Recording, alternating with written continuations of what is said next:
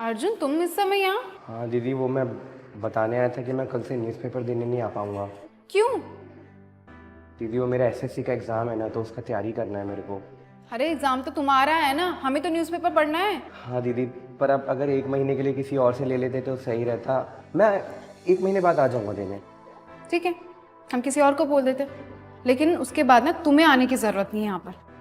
दीदी ऐसा मत करिए, आपको मालूम तो है कि मेरे घर का खर्चा न्यूज़पेपर बेच के ही चलता है। अरे तो मैं क्या करूँ? और अगर तुम्हें पढ़ाई करनी है तो न्यूज़पेपर बांटने के बाद पढ़ लेना। ये सब ना बहाने हैं। ये सब पढ़ना होता है ना, वो पढ़ ही लेता है, ये सब बहाने नहीं बनाता है, समझे?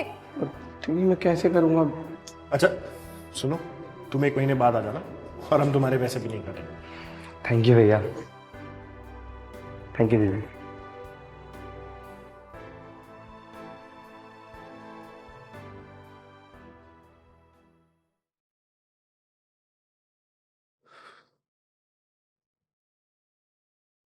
क्या था ये सब? तुम बताओ क्या था ऐसा? हम्म?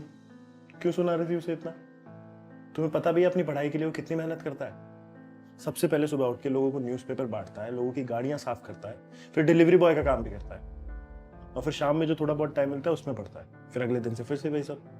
मुझे नहीं पता था रजत कि वो इतनी मेहनत करता है।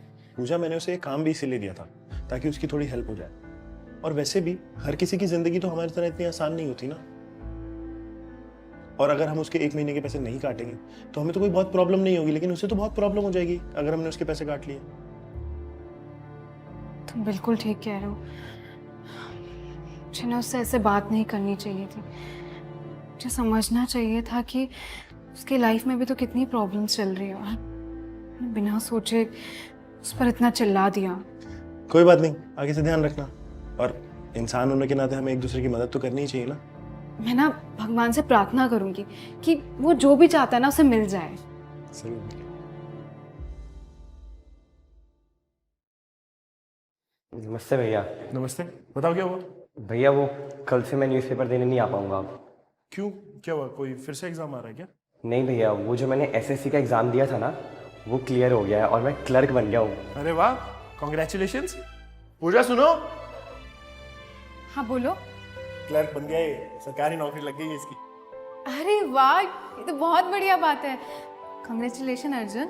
थैंक यू दीदी, and thank you so much भैया। अगर आप मुझे उस टाइम सपोर्ट नहीं करते तो आज मैं यहाँ तक नहीं पहुँच पाता। कोई बात नहीं, ये तो वैसे भी तुम्हारी मेहनत की वजह से हुआ है। इसके लिए थैंक यू।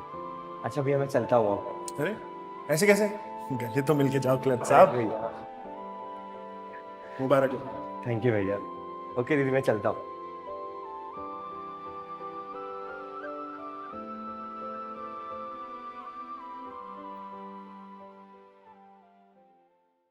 जोर से बोलो हैप्पी न्यू